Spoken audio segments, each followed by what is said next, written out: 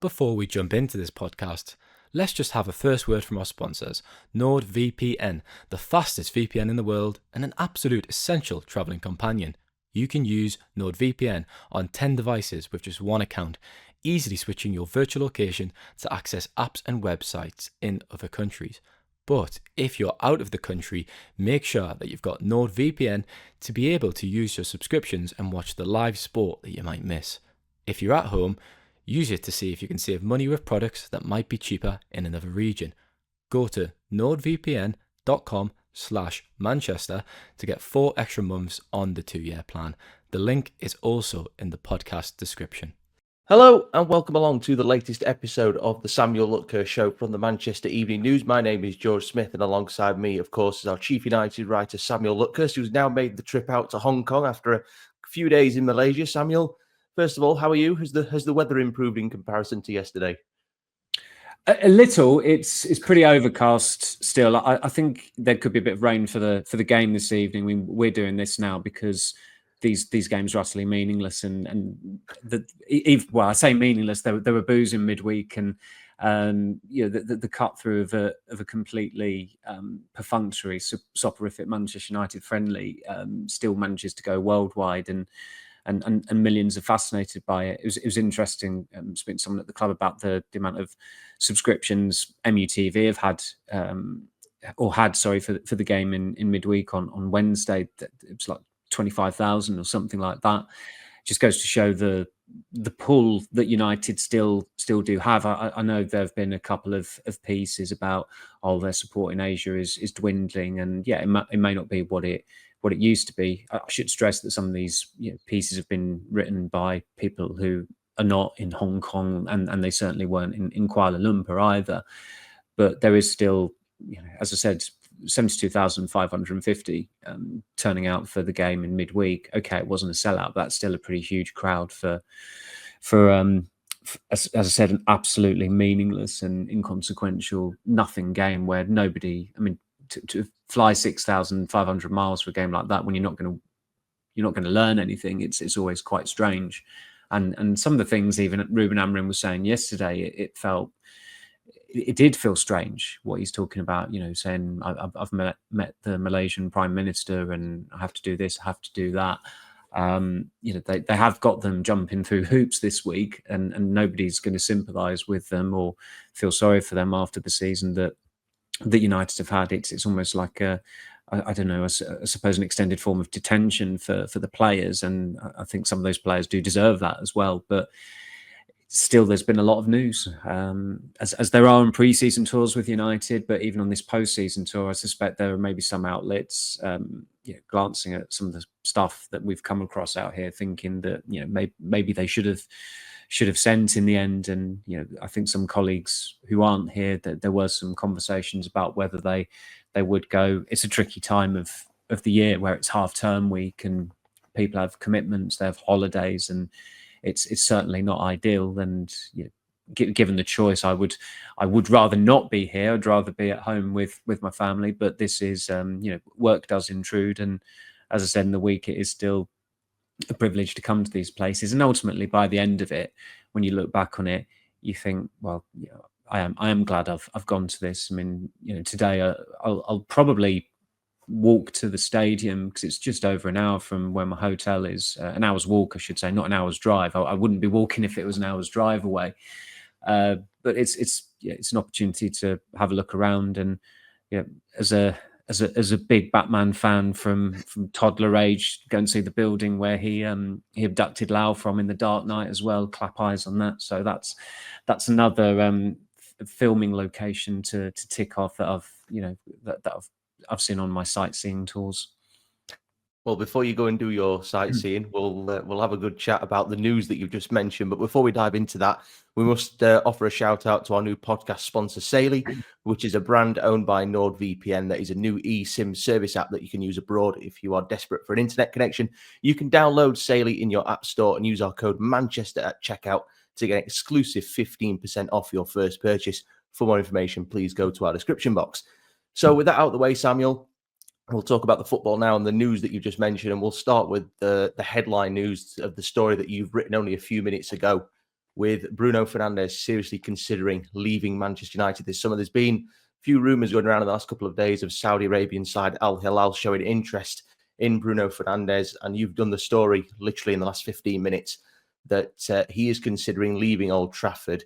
This would be a big blow for United in the sense of losing a player of such importance. But if the rumours are true of a £100 million offer for a player that turns 31 in September, they've certainly got to give thought to it. They should accept it if that money is offered to them. And as I wrote last week, nobody's off limits in terms of player sales if there's an acceptable offer. And I think that should be the way any club operate. I mean, when Lionel Messi was in his pomp at Barcelona, if they were offered £1 billion by some madman out there who could afford it, then they probably would have taken it, because it's just, it's jaw-dropping money. And you look at Fernandes, he's 31 in September. He's been a brilliant player for United, but he's also been a player who's been part of in my lifetime, the three worst seasons in United's in living memory at United. So I don't think any player can be deemed untouchable, and he wasn't even deemed untouchable last year, when there was certainly a possibility that he would end up leaving, and United were getting, some people at United were actually getting quite agitated by the prospect of it. And there was a story that came out by a colleague who was effectively asked to do, Fernandes expected to stay, and then later that evening, Fernandes is on the pitch after the Newcastle home game saying, "If they don't want me, I'll go," which was quite the stark contrast to what the club were trying to get out at that time. But this summer, it feels very different. I think there are a lot of people at United who empathise with Fernandes. They completely understand why he'd want to go, because he has been a brilliant player. He's been the Player of the Year in 4 seasons out of 6. He was their top scorer again this season. Without him, relegation might well have been a genuine threat. He's been at the club for 5.5 years. I never really saw that contract signing last year as a massive statement of, oh, he's here until 2028 or 2027. It only added the 2 contracts he's signed for United since he first joined the club. They've only added a year to the expiry date, because those 2 deals that he got in 2022 and in 2024, it was remuneration for how well he had done up until that point. And last year, he obviously was their player of the season again, and he's wondering, or his agent's in a position to say, why isn't my client on the same or similar money to Marcus Rashford and Casemiro when they've performed as badly as they have done? And up until, I would say, the turn of the year, Fernandes was in danger of becoming another one of these United players who got a new contract and then got too comfortable. And he was not good in the first half of the season. There was maybe a little period around Van Nistelrooy coming in as caretaker and the start of Amram's reign where it picked up a little bit. But the turning point for him was getting sent off against Wolves on Boxing Day. And when he came back into the team, and bearing in mind the game he missed against Newcastle when they were 2-0 down after half an hour, and it could have been a much uglier night than it turned out to be. They only ended up losing 2-0. But that was another game where, without him, you saw how much they missed him. And he came back into the team for the next match away at Anfield, where everybody expected United to get pummeled. Liverpool essentially ensured the game would go ahead despite some treacherous snowy conditions outside, because they thought they were going to pummel United. And they didn't. United had their best performance at Anfield in 10 years. And one of the main reasons for that was because Fernandes was back in the team and he was so influential that day. And since then, he's not really looked back. He had a terrific second half of the season. He deserved to keep the Sir Matt Busby statue. But it has come to a point now where he cast out on his future himself last week, where he said that if the club wants to cash in, maybe the club wants to cash in on me. And United tried to make a big deal of what he said to MUTV after the game against Villa on Sunday, where he didn't really say a lot at all. He just said how lucky and he is to be at Manchester United and blah, blah, blah. It wasn't him saying, I'm definitely staying. We're speaking, it's 9:22 UK time. It's about just under 4 hours, is it, until kickoff, I think, at the Hong Kong Stadium. I mean, if there is a mix zone there tonight, I think there is, but a couple of us will just have to shout out to him are you staying? Are you, or more relevantly, more pertinently, I suppose, are you going? Are you leaving? Because he's not come out and said that definitively. We had an interview with a player yesterday who, unsurprisingly, was not Bruno Fernandes. If he was staying, and let's face it, he would have told club staff, that would have been a great opportunity for them to say, right, let's do an interview with English journalists who've come out here. We can get that out there and put that to bed. But that's not happened. So there are people at the club who think that he could be on his way. He's still conducted himself really professionally out here, as he almost always does. I think he's been a very good captain since before he was officially made captain in 2023, because that first season under Ten Hag, he was effectively the skipper, where he played the majority of games. And Harry Maguire was dropped after 2 games that season, so he was the de facto captain from August 2022, and that first win under Ten Hag against Liverpool. And yes, there have been times where he's not conducted himself as well as he could have done, and his whinging has driven me up the wall, driven others up the wall, and one's not had any time for it. But he's been the best Manchester United player of... Is it too extreme to say he's been the best Manchester United player since Ronaldo left? I don't think it is necessarily. I really don't think it is. Obviously, United won a couple of titles after Ronaldo left, and Wayne Rooney had one particularly great season, but Rooney post Ronaldo, thinking back to his form, it wasn't as consistent as Fernandes. And Fernandes, look, the United great that Fernandes deserves to be mentioned in the same breath as is Brian Robson, because before the 90s, Brian Robson was a great player in an underachieving team.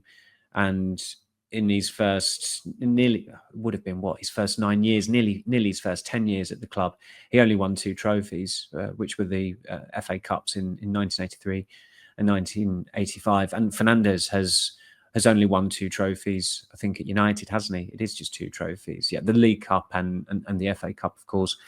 And unfortunately for him, he's been involved in 3 finals where they've lost, 2 of them in the Europa League. I remember a tweet he put out actually after they lost the semi-final of the League Cup to Manchester City in 2021, which if we're talking United near misses of when it comes to trophies, that's not exactly one that springs to mind. But he had already endured a couple of semi-final defeats with United in his first months at the club, in a very hollow FA Cup semi-final defeat to Chelsea at Wembley because it was during COVID, completely soulless, completely forgettable.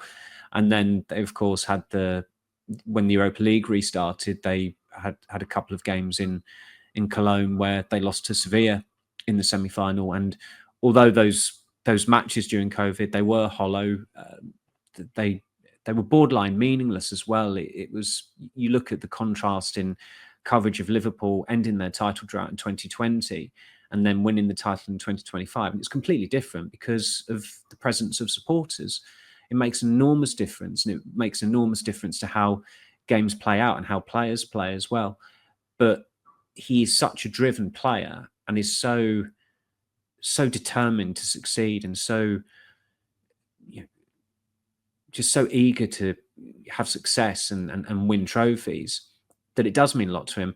Looking at his reaction the other night after Alejandro Garnacho had a pot shot that went into the running track at the stadium in Kuala Lumpur, Fernandes looked exasperated by it. And it wasn't an exasperation of someone who's like, oh Christ, why am I here?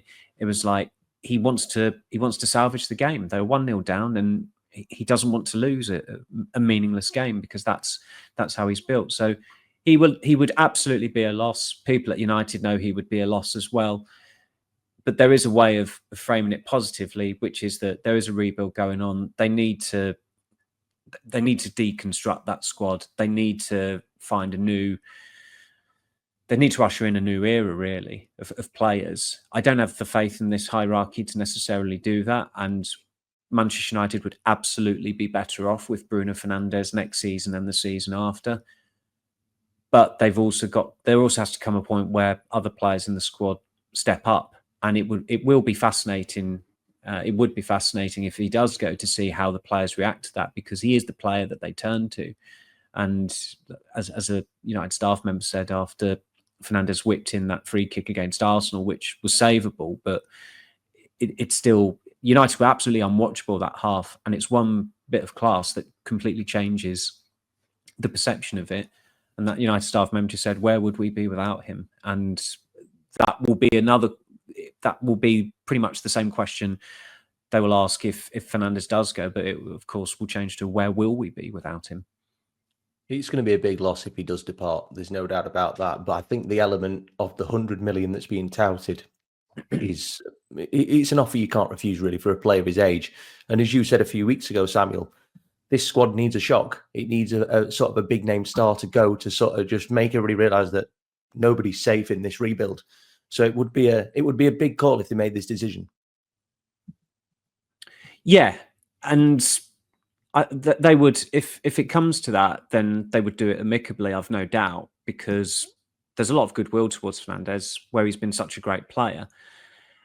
It would reflect quite damningly on them that the Manchester United captain wants to and is prepared to go to a Saudi Arabian club.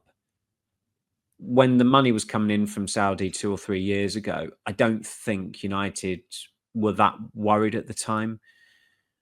And they've done their due diligence, and they've had their discussions with people in the Saudi Pro League, and they're aware of the money. I think it was John Murta who might have talked about them having a decade's worth of money to back that league, to prop it up.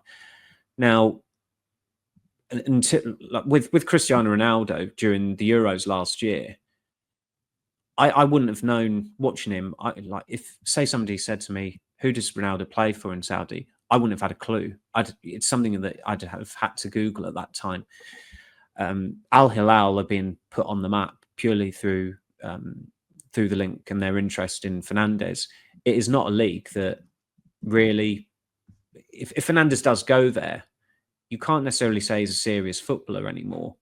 Yet his get out is that, because Roberto Martinez is such a soft touch, the Portugal coach, Roberto Martinez, of course, he will still continue playing for the national team.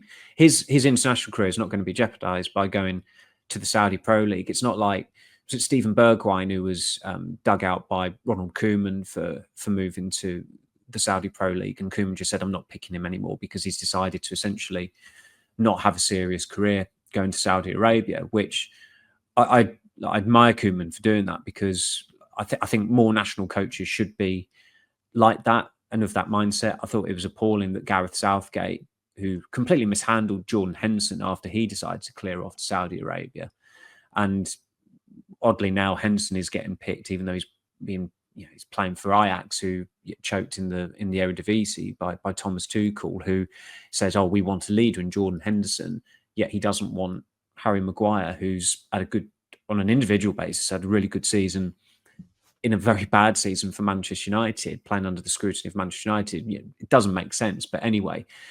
So Fernandes knows that he can go to Saudi Arabia and he'll continue playing for Portugal, and then he will continue. He will definitely be playing for them at the World Cup next year.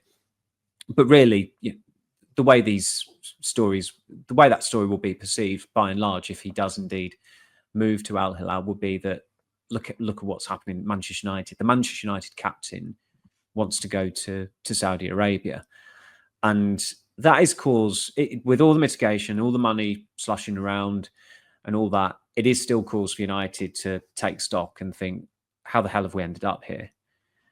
And it's not just, I remember Ed Woodward telling us years ago that with the transfer market, their aim was to get a 70% hit rate. Now, during Woodward's time at the club, I'm not even sure if they had I'm not even sure. They definitely didn't even have a 10% hit rate. This summer, it's got to be pretty much close to 100%. They cannot get it wrong. And especially with Fernandes, okay, there's a replacement already lined up with Matheus Cunha.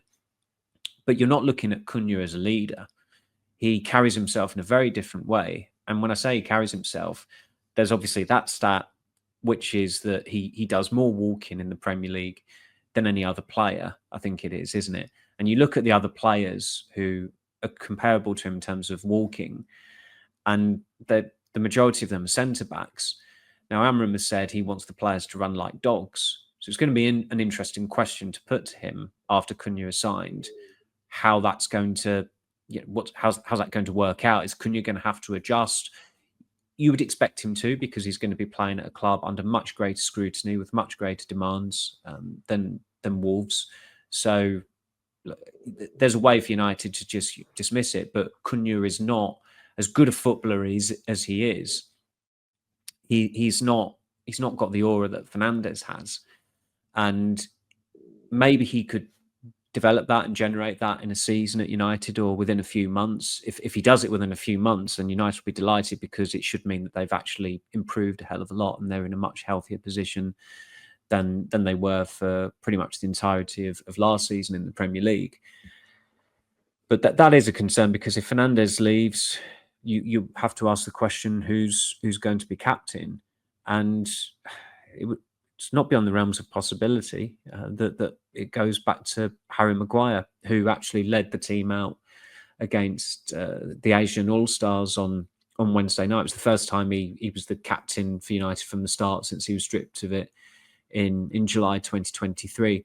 And even with that, and I say this as someone who absolutely appreciates and has marvelled at how well Maguire has done over the last 18 months, close to 2 years really now, that would still be regression if you were to go back to Harry Maguire. I'm not really sure. I'm not too sure if there is a standout alternative. I don't know if one springs to mind for you, George. I've been told in the past that they see Diogo Dalot as a potential captain, which I know will not be music to pretty much any listener's ears. Me saying that, he's got admirable traits, but I'd imagine most United fans would probably rather captaincy went to Maguire. But that's another problem. And all of a sudden, it's almost, you have to ask the question, is it worth them actually just going out there and signing someone on the basis that they would come in as the captain?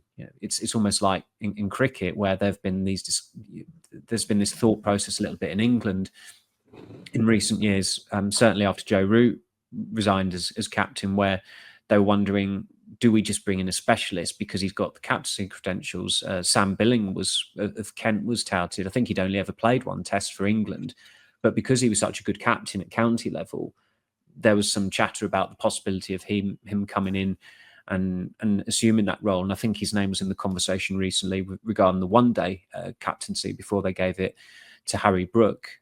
So it's a very different dynamic, of course, with cricket, Test cricket, and limited over formats as well to football. But as I said, as much as I admire Maguire, and he's a really good guy, he's become a much more authentic talker. He's become a captain without the armband. I don't think it would be good for him to take the armband back on a full-time basis, and it certainly wouldn't be good for United. So all of a sudden, you're looking at, you're probably having to look at someone external. Or can you give it to Casemiro? I don't think you can, because I don't think he should be a regular starter for United next season. That is a tough one. I must admit, that is a really tough one. Maguire seems like the obvious one, but I suppose could another one? Obviously, injuries are an issue for him, but Lisandro Martinez, bit of a mentality monster, maybe. Another injury issue, unfortunately, but a good shout certainly when he's fit. He would be a worthy shout.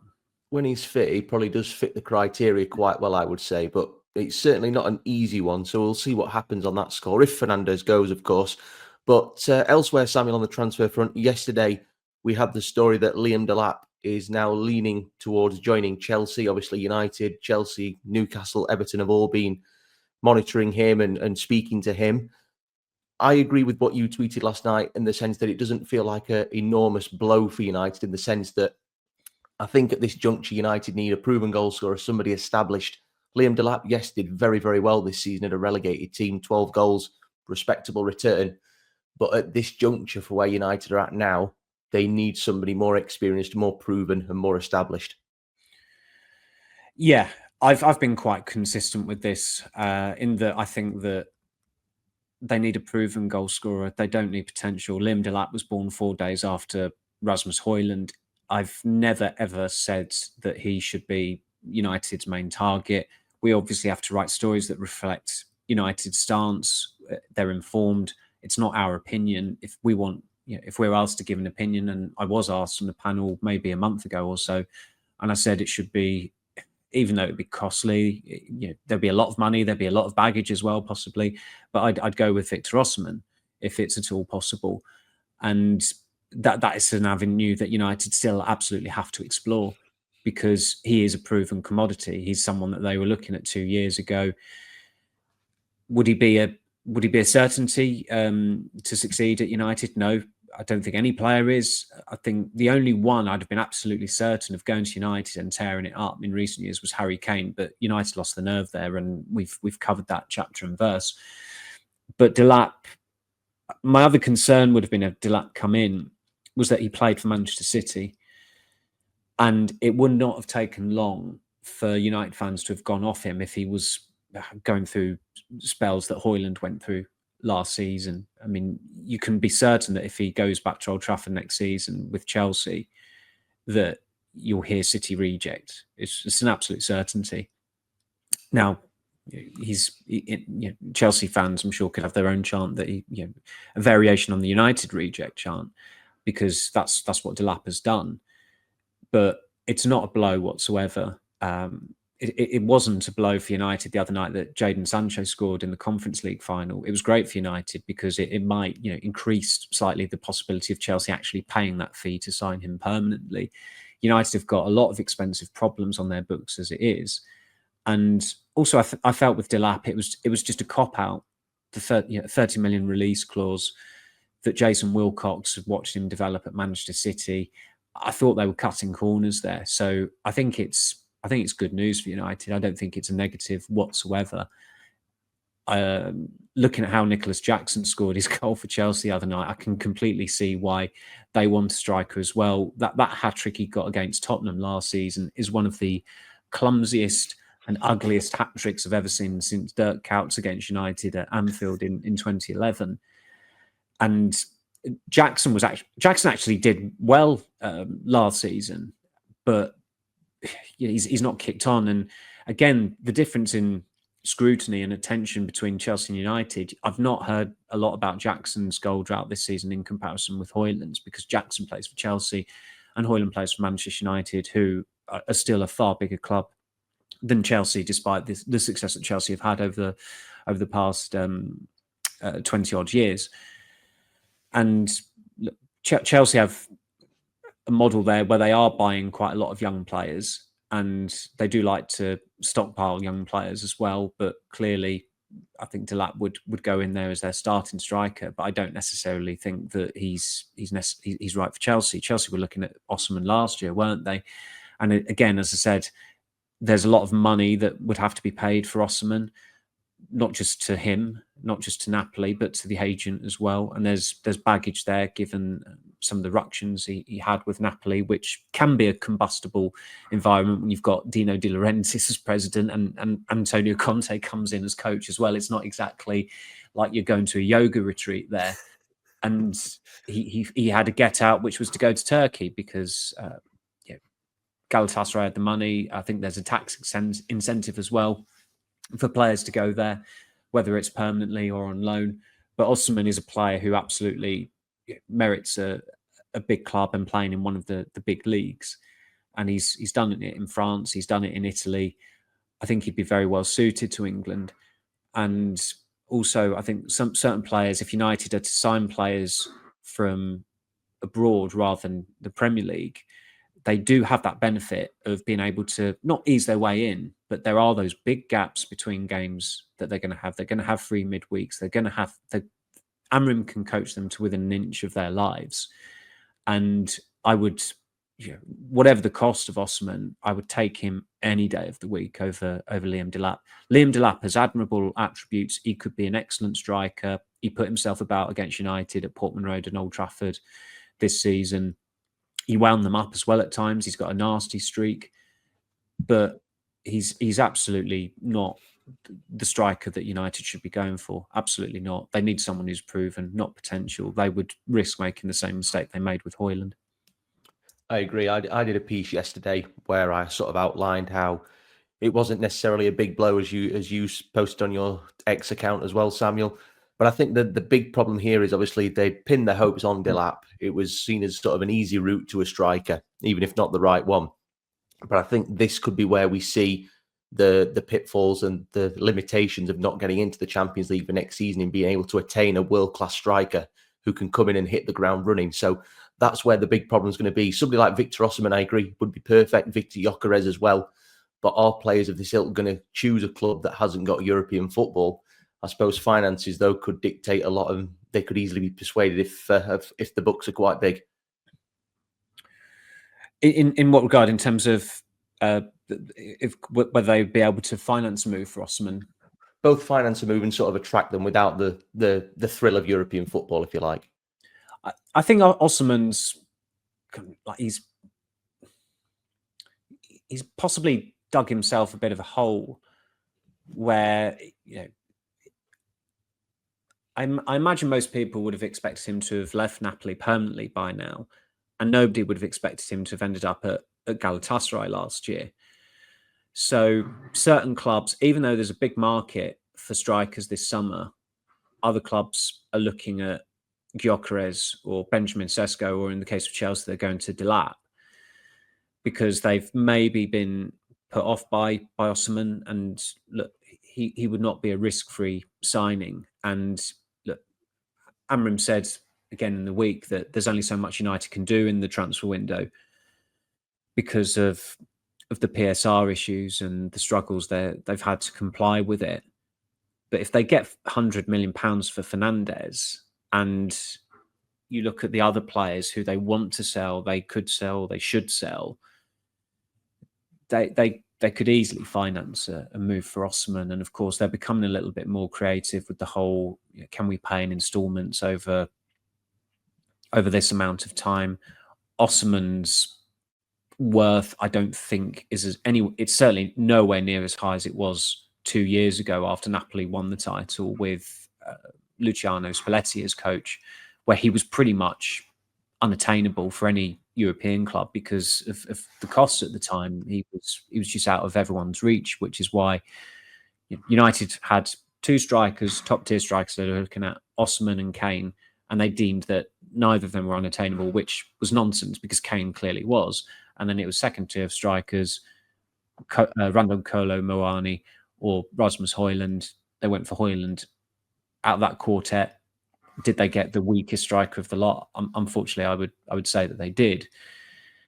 But it's needs must now. 2 seasons running, they've ended up with a minus goal difference. When they lost the Premier League title to Manchester City in 2012 on goal difference, what did Sir Alex Ferguson do? He went out and signed Robin van Persie because he needed someone who was absolutely going to guarantee that they were never, ever going to lose the league title on goal difference again as long as he was manager. And Van Persie's goals won them the title. So sometimes you've just got to do what you've absolutely got to do. There's no point thinking, let's think for the long term because Liam was watched by Jason. He's 22. He's got a release clause. He's got a high ceiling. Lee Carsley likes him. He's going to play at the under-21s. No, nonsense. Factually, he's not good enough for Manchester United. If he signed for Ipswich Town last summer, he's not good enough for Manchester United now. And I'm not talking about just this Manchester United team because it's a bad team. And obviously, is Delap better than Højlund? Yes. But you're talking about Manchester United being a credible force again. Liam Delap is not, at this stage, good enough for this Manchester United team. He is not what they need. They need someone proven. And some of the murmurs from people at United are, well, you know, what strikers out there are there? Okay, I get it. It's not a crowded field. It's not like it was yesteryear. But it's Manchester United, and they are Manchester United, and sometimes they've just got to act like they're Manchester United rather than trying to be clever about it, or, as I said earlier, cutting corners. And I think that's what they were doing with Delap. It was get 2 forwards in who have release clauses. That's essentially the budget without sales, and we've boxed off those 2 deals. I don't think they should ever have been looking at Delap. And in the end, look, it's better for them that the situation has ended quite quickly because Delap wanted it sorted before he goes off to the under-21 Euros with England. And it's a lot better that United have got clarity on this matter in May rather than with Frenkie de Jong, where it was running until mid-August, and then all of a sudden Brentford inflict the worst result on United that not result, but it's certainly the worst performance I've ever seen from a Manchester United side. And it's, Christ, okay, let's just pay 70 million for Casemiro and let's pay 100 million euros for this guy with bleach hair who's playing in the Eredivisie because he played for the manager. That sounds a good idea. Yeah, okay, chuck all the money at that. And for a season, it worked out reasonably well, but obviously long term, it's been a complete and utter disaster.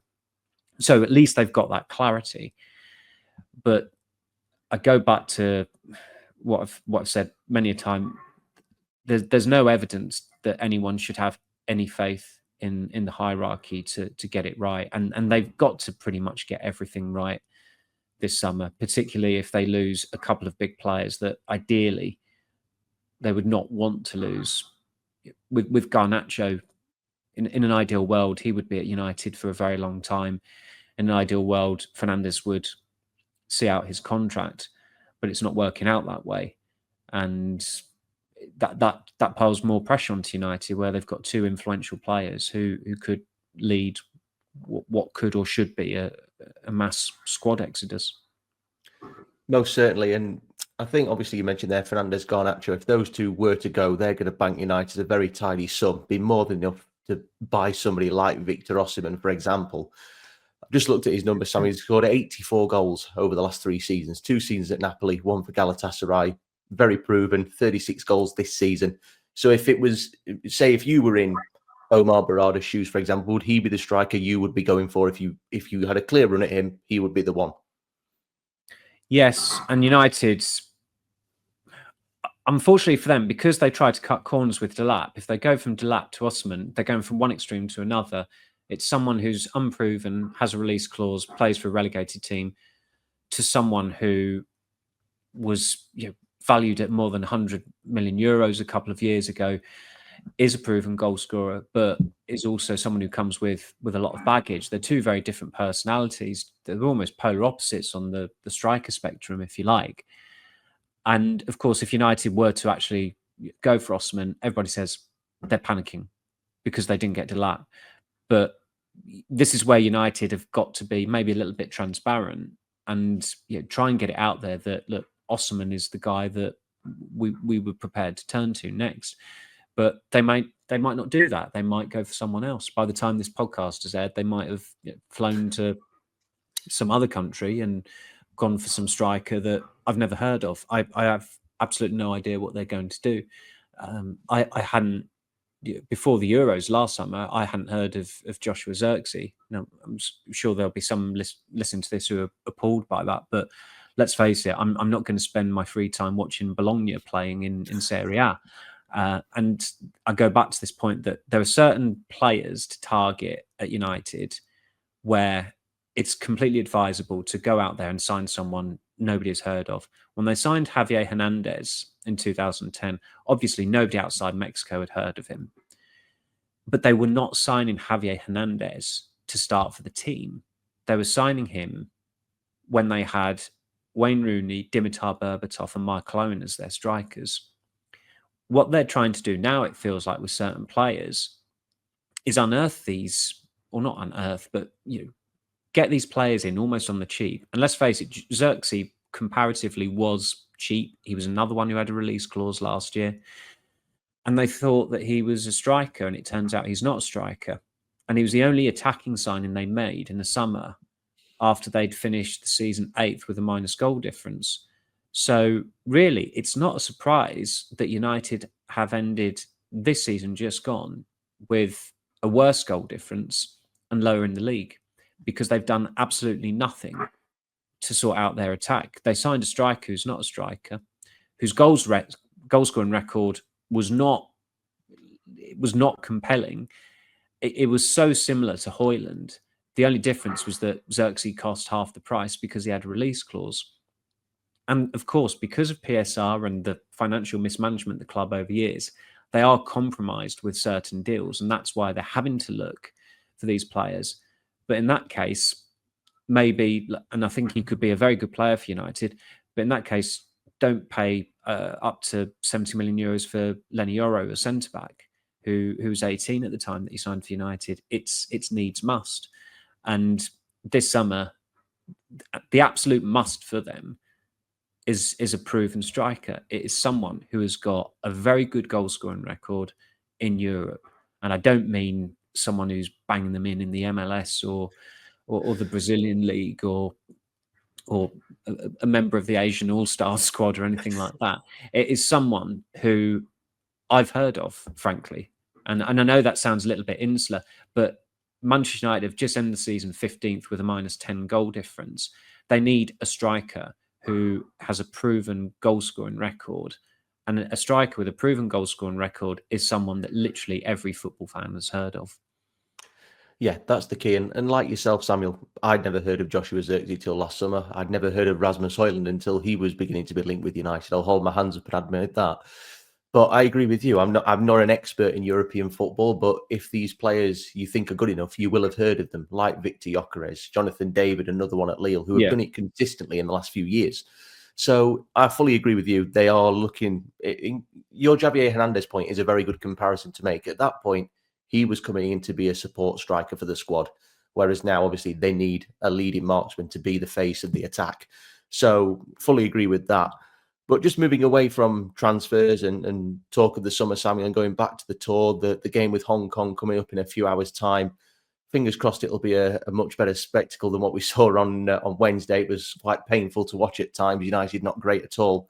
But there was some positive signs from some of the youngsters, at least. I thought Jack Morehouse looked particularly bright, showing a willingness for the ball, and he looked like a player who's got something about him. Yeah. Christ. that kind of like sums up the game. Where often, certainly on tours, you don't get monitors in the press box, so it's not like you can always look back on them. And even someone from United admitted that the first half, and they're working for the club, and they're in the press box. They admitted that they didn't actually see much the first half because they were having to write up something else that their desk had asked them to do, and it did feel like that. It felt like, you don't have to be paying a great deal of attention to this because there's nothing to learn from it. The game was played at walking pace, and yes, it's very good for youngsters to get this exposure and get a taste of it. It was quite amusing. More. This is what I mean when you come on these trips. Like the football games are the most. You don't learn anything from them, really. It's everything around it that is far more interesting than the matches. And a couple of us, I don't know if I said it on the podcast the other day, we were in a lift, and there were some United players in there, and they were not particularly senior players. And we had our lanyards on, so if they might have known that we were press if they'd had a look.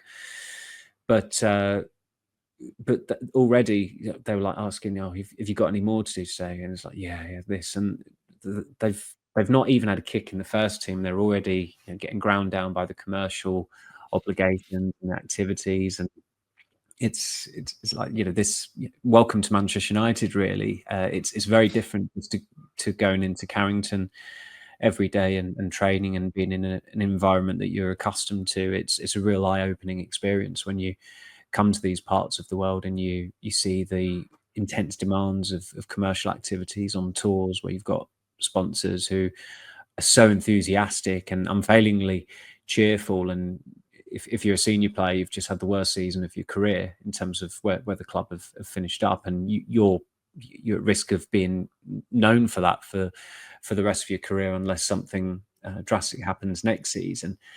And the words, there'll be a big piece on the site later on about the postseason tour, but there's one word that's been used to describe the players' feelings, and it's about being out here. And it's not a positive word. It's not a swear word either, but I don't want to use in case this podcast goes out before the written piece, because the time on that is still to be decided. But the match in the week was just, yeah, I mean, you work up a sweat in Malaysia just sitting down because of the humidity.